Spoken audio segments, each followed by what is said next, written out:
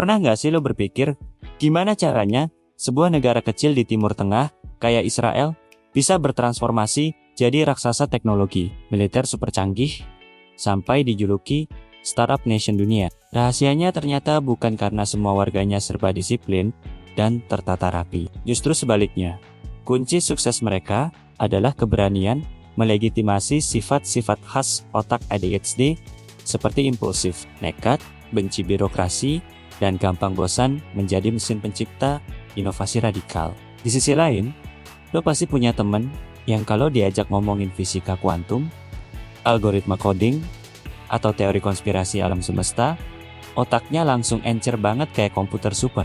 Tapi, pas orang yang sama disuruh nyari kunci motornya sendiri, yang jelas-jelas lagi dia pegang di tangan kiri, dia bisa mendadak linglung, setengah mati, sambil ngedumel seharian. Atau tipe teman yang bisa bikin konsep desain grafis selevel dunia, tapi begitu disuruh nulis laporan kerja 1 halaman aja, typonya udah kayak Sandi Rumput Pramuka. Nah, temen lo yang super jenius, pelupa kunci motor ini, sebenarnya nggak aneh. Dan mereka nggak sendirian. Fenomena kontras yang tajam ini nyata adanya. Dan di dunia psikologi, serta neurologi modern, orang-orang ini punya panggung rahasia yang sendiri, yang disebut sebagai twice exceptional, atau disingkat 2E. Kondisi unik di mana seseorang dikasih berkah kecerdasan luar biasa di satu bidang, tapi di saat yang sama juga dikasih paket bonus berupa tantangan neurologis kayak ADHD, disleksia, atau autisme. Pertanyaannya, kenapa negara-negara maju berlomba-lomba memanen kejeniusan mereka, sementara dunia kerja modern di negara berkembang justru sering bikin hidup si jenius pelupa kunci motor ini berakhir tragis? Mari kita selamatin bareng-bareng di Dipin. Untuk memahami kenapa otak si jenius pelupa kunci motor ini bisa konslet dengan cara yang sangat anggun, kita harus melihat bagaimana isi kepala mereka dirakit sejak kecil. Otak manusia pada umumnya berkembang secara berbarengan. Kemampuan motorik, kemampuan bahasa, fokus, dan logika biasanya naik kelas bareng-bareng, kayak anak sekolah dasar yang kompak lulus bareng. Tapi pada orang-orang 2E, perkembangan ini jalannya asinkron, alias nggak barengan sama sekali. Ada bagian otak yang udah melesat naik roket sampai ke bulan, sementara bagian fungsi eksekutifnya yang bertugas ngatur keteraturan, jadwal, kerapihan, dan memori jangka pendek masih jalan kaki di bumi sambil ngos-ngosan. Bayangin, lo punya mobil Ferrari yang mesinnya ribuan tenaga kuda, tapi remnya pakai rem karet sepeda ontel.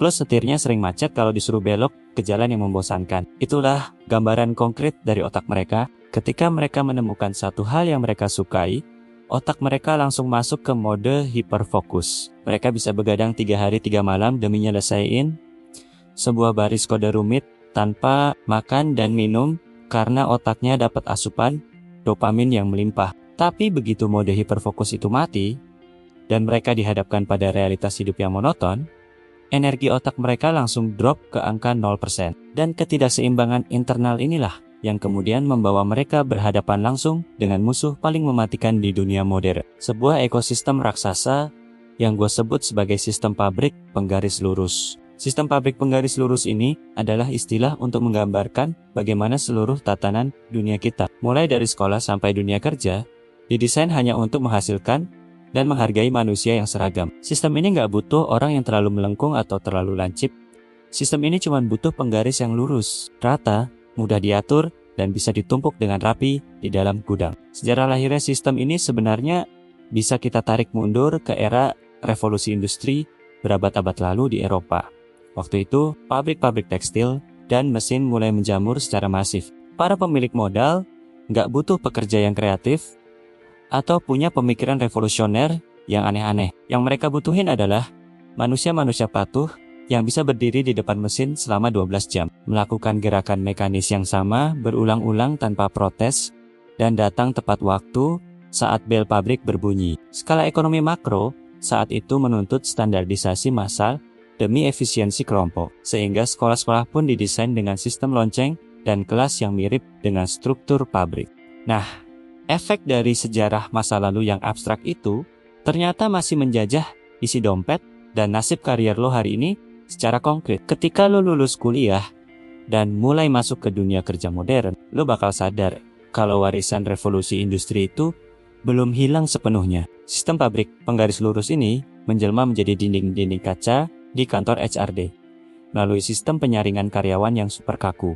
Mereka menilai kehebatan seorang manusia dari hal-hal administratif yang seragam, seperti nilai indeks prestasi harus di atas standar, surat lamaran harus rapi tanpa celah, dan semua dokumen harus dikumpulkan sesuai tenggat waktu yang saklek. Disinilah si jenius pelupa kunci motor langsung kena bantai di babak penyisihan rekrutmen. Mereka mungkin punya kapasitas otak untuk menyelamatkan perusahaan dari kebangkrutan lewat ide bisnisnya. Tapi karena mereka punya disleksia yang bikin surat lamarannya penuh typo, atau punya ADHD yang bikin mereka lupa ngirim berkas tepat waktu, sistem otomatis perusahaan langsung membuang CV mereka ke tempat sampah digital. Sistem ini lebih memilih mempekerjakan orang-orang rata-rata yang serba bisa, tapi minim terobosan, daripada menampung si jenius yang butuh sedikit penyesuaian khusus. Sebelum kita bahas lebih dalam tentang bagaimana dunia mencoba menjinakkan sistem kaku ini, gue mau ngingetin dulu nih, buat lo semua, kalau lo ngerasa isi kepala lo juga sering asinkron, atau lo peduli sama nasib para jenius yang terbuang ini, langsung aja klik tombol subscribe dan nyalain loncengnya di channel Deep It, biar lo nggak ketinggalan deep dive seru lainnya yang bakal ngebuka mata lo tentang realitas dunia yang jarang dibahas orang. Sekarang kita terbang agak jauh dulu, melihat bagaimana negara adidaya seperti Amerika Serikat menghadapi dilema ini di AS. Pertempuran antara si Genius 2E melawan sistem pabrik penggaris lurus ini sebenarnya udah melahirkan dua sisi realitas yang kontras banget. Sisi pertamanya adalah sisi terang yang penuh dengan kemajuan hukum. Mereka punya undang-undang yang namanya Americans with Disabilities Act. Di atas kertas, hukum ini galak banget. Perusahaan nggak boleh asal pecat atau nolak pelamar cuma karena mereka punya kondisi neurodivergent kayak ADHD atau disleksia. Bahkan, perusahaan wajib hukumnya menyediakan penyesuaian yang wajar agar mereka bisa bekerja optimal. Lo nggak bisa fokus kalau kerja di ruangan bising karena ADHD lo kumat. Perusahaan wajib ngasih lo kubikel yang tenang atau headphone khusus. Lo susah baca laporan panjang karena disleksia. Perusahaan harus nyediain software pengubah teks jadi suara.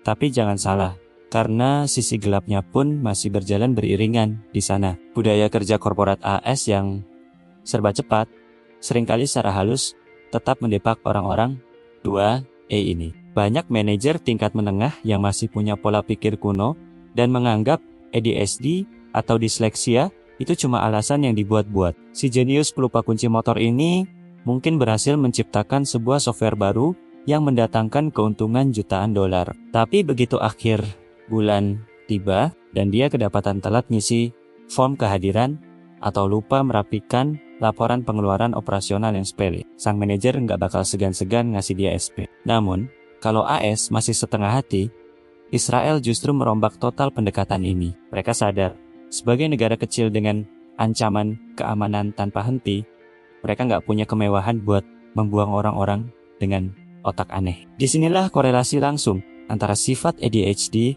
dan kebangkitan teknologi Israel terbentuk secara sistemik. Pertama, ada faktor budaya nasional yang bernama chutzpah. Chutzpah adalah budaya keberanian untuk mendebat aturan, menolak ketaatan buta, dan tidak takut sama sekali pada otoritas. Sifat ini identik banget sama impulsivitas orang ADHD yang benci birokrasi kaku di militer Israel. Seorang prajurit berusia 19 tahun yang punya ADHD boleh mendebat strategi seorang jenderal tua kalau dia punya solusi teknologi yang lebih efisien. Sifat kurang ajar dan gak bisa diamnya orang ADHD tidak dihukum, melainkan disalurkan untuk membongkar cara-cara lama yang tidak efektif. Kedua, mari kita lihat unit 8200, unit intelijensi berpaling legendaris di dunia yang menjadi pabrik utama pencetak pendiri startup di Israel. Unit ini bertugas dalam perang siber, dekripsi data, dan hacking tingkat tinggi. Lingkungan kerja di unit 8200 adalah playground sempurna buat anak muda dengan ADHD.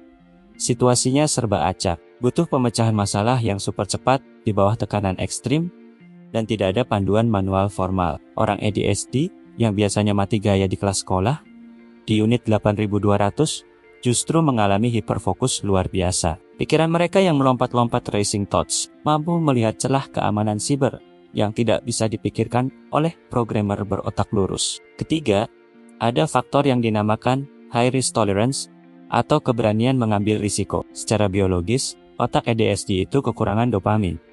Makanya, mereka selalu mencari tantangan baru dan tidak terlalu takut pada kegagalan. Ketika pemuda berotak ADHD ini selesai dari dinas militer, mereka tidak melamar jadi karyawan kantoran biasa. Impulsivitas dan rasa lapar akan dopamin mendorong mereka untuk mendirikan perusahaan teknologi mereka sendiri. Mereka bikin prototipe secepat kilat.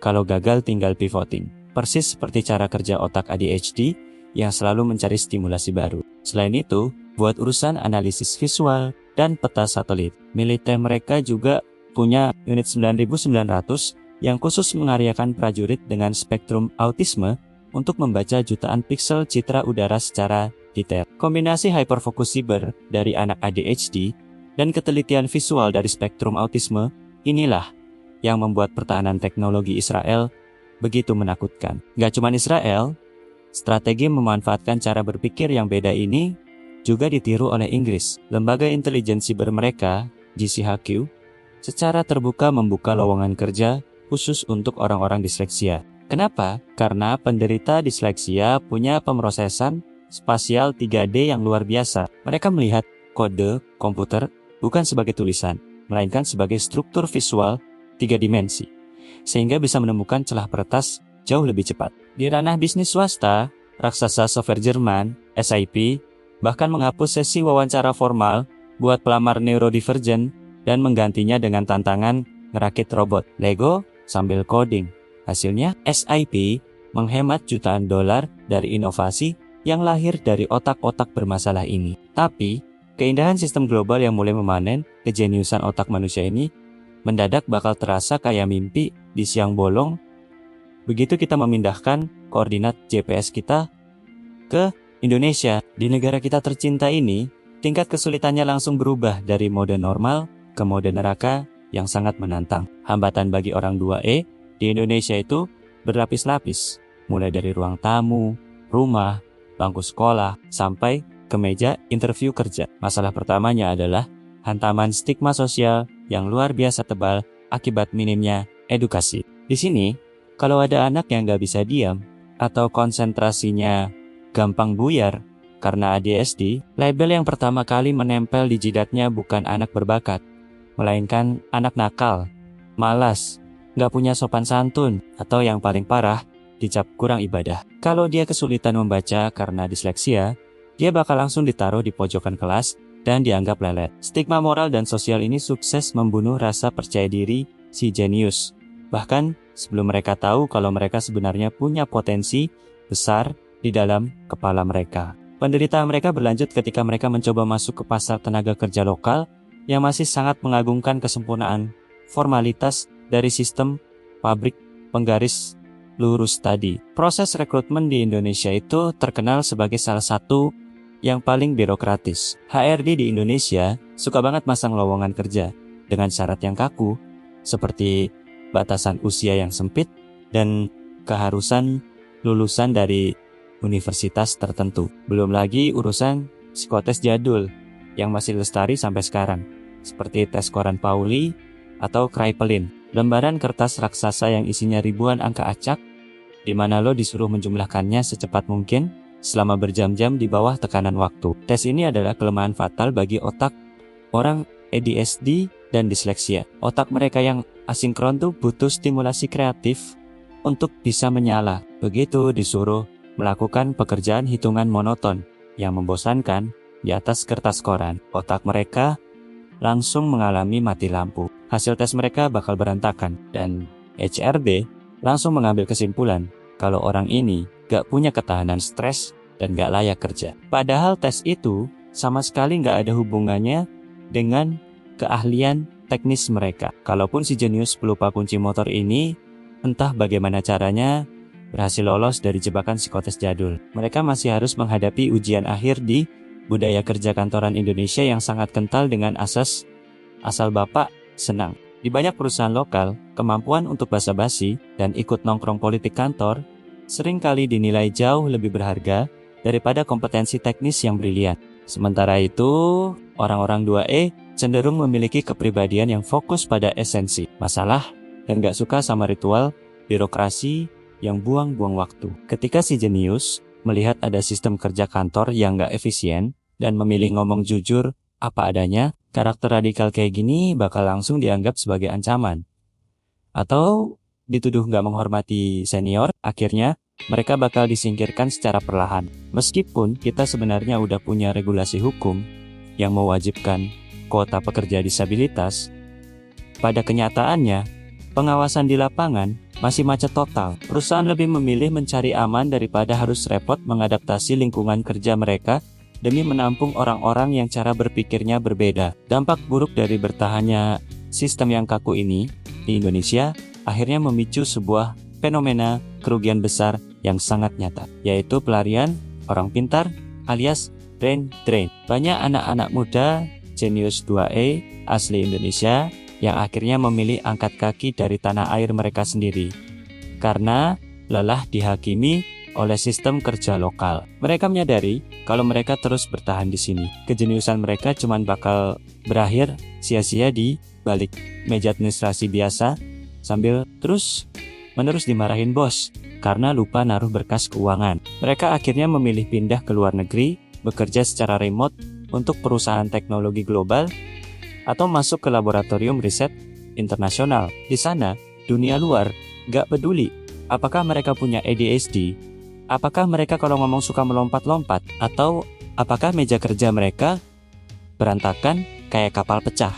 Dunia luar cuma peduli sama hasil akhir dari kejeniusan otak mereka. Indonesia akhirnya kehilangan aset terbaiknya, kehilangan para calon inovator hebat yang bisa saja menciptakan solusi untuk masalah bangsa. Cuma karena kita terlalu sibuk memaksa mereka menjadi penggaris yang lurus dan rapi. Padahal kalau kita sebagai bangsa berani sedikit saja merombak cara kita memandang manusia, dampaknya bakal luar biasa besar bagi kemajuan negara. Menghapus psikotes monoton yang udah kadaluarsa dan menggantinya dengan tes berbasis kompetensi nyata adalah langkah awal yang harus segera dilakukan. Perusahaan-perusahaan di Indonesia harus mulai belajar untuk memasangkan si jenius 2E ini dengan rekan kerja biasa yang jago dalam urusan manajemen dan keteraturan organisasi. Kemitraan strategis kayak gini udah terbukti sukses mengubah dunia. Lihat saja bagaimana Elon Musk yang punya ADHD dan sindrom Asperger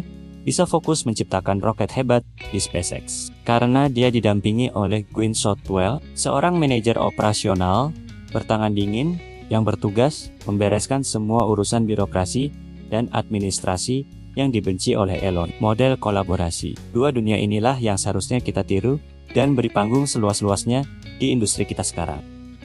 Pada akhirnya, kita harus sadar kalau otak manusia itu bukanlah produk rakitan pabrik yang keluar dari mesin cetakan yang sama. Alam semesta sengaja menciptakan variasi cara berpikir agar manusia bisa saling melengkapi kekurangan satu sama lain. Terus-menerus memaksa semua orang untuk memiliki kemampuan yang seragam di segala bidang adalah sebuah kerugian kolektif yang merugikan masa depan kita sendiri. Kita nggak bisa terus-menerus menilai kehebatan seekor ikan dari seberapa cepat dia bisa memanjat pohon kelapa. Karena kalau itu terus yang kita lakukan, si ikan bakal menghabiskan seumur hidupnya dengan keyakinan penuh kalau dirinya adalah makhluk yang bodoh dan gak berguna. Padahal dia adalah perenang tercepat di lautan. Sudah saatnya kita merombak sistem pabrik penggaris lurus itu dan mulai ngebangun kolam yang luas buat para ikan, sambil membiarkan para monyet tetap memanjat di pohonnya masing-masing. Jadi, buat lo semua yang mungkin selama ini merasa punya kelemahan fatal di satu hal, tapi merasa punya kekuatan tersembunyi di hal lain, jangan pernah merasa kecil hati. Otak lo gak rusak, lo cuma belum nemuin ekosistem yang tepat aja buat ngeluarin kejeniusan lo. Tulis di kolom komentar di bawah kalau lo pernah punya pengalaman unik gara-gara cara kerja otak lo yang beda dari orang lain. Gue dari Lipin, sampai ketemu di Deep Dive selanjutnya.